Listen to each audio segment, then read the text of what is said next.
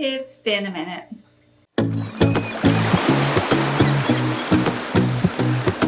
So welcome back to Lighthouse Buffs, you guys. It has been a while, and I just wanted to say I am sorry for disappearing for a good chunk of time. We ended up actually moving in the new year, and it just took up a lot of time to pack and move and settle in and get everything in its place, and it just was really chaotic for a little while. So I just needed some time off to kind of focus on getting our lives kind of settled where we're at now. We're still here in the Lower Mainland in BC. We didn't go far. We just went to a different place.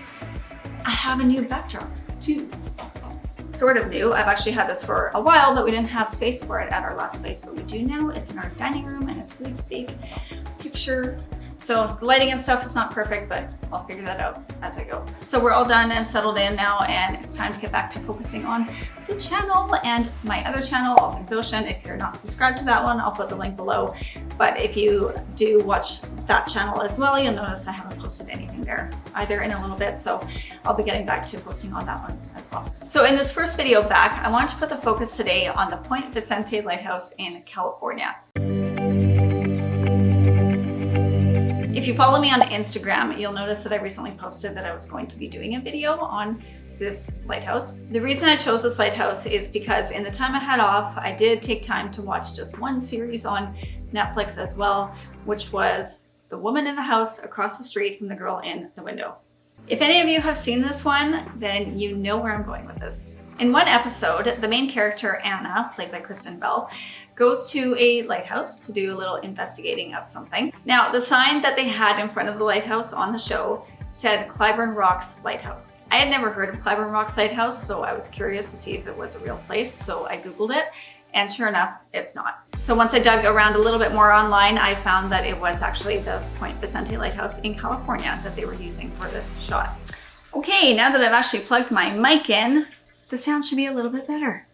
I have not been to this lighthouse before myself, so when I saw it on the show, I thought it was really beautiful and I was intrigued by what the actual name of it was. And once I learned that, I thought, let's do a little video, so let's get into it.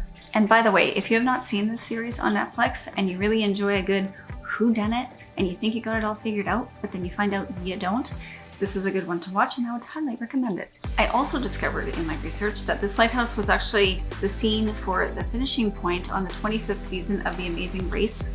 I never saw that one. I don't always watch Amazing Race, so I don't recall ever seeing that particular episode, but that's pretty cool. So the point here got its name in 1790 by Captain George Vancouver, who had been exploring the area and decided to name it after his good friend, Friar Vicente. Sea explorers back in the day really hated this stretch of coastline because the waters were so treacherous.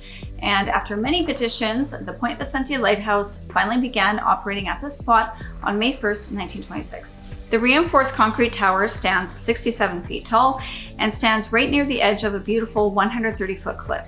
Its light pattern is 2 flashes of white light every 20 seconds, and its beam can be seen for 24 nautical miles or about 44 kilometers. It was manned by 3 different keepers from 1926 until 1971, at which point it became fully automated, and on November 17, 1979, it was added to the National Registry of Historic Sites. After the Second World War, there were reports by many people that claimed to see the ghost of a woman in the lantern room. She appeared tall and serene, wearing a long flowy gown. Some believed she was the first lightkeeper's wife who had stumbled off the cliff one foggy night. Others believed she was a heartbroken soul that had jumped off the cliff one night when she found herself abandoned by her partner. In 1984, the Point Vicente Interpretive Center opened up next door to the lighthouse. This nearly 10,000 square foot facility is home to exhibits of the cultural and natural history of the peninsula here. This location is also a prime spot for observing the Pacific gray whale annual migration from December to May. If you would like to visit this lighthouse, it is open to the public only briefly from 10 a.m. to 3 p.m. on one Saturday per month, and guests are allowed in the lighthouse, but the lantern room itself is off limits. So I hope you enjoyed this quick video on the Point Vicente Lighthouse in California. If you did enjoy it, please do give it a like and make sure you're subscribed to the channel and hit that bell notification if you want to see more videos like this. And if you're interested in checking out that other channel, again, it's All Things Ocean. The link is below if you want more content on beaches and oceans and coastal living, that sort of thing. So that is it for this one today, you guys. I will see you soon on the next one.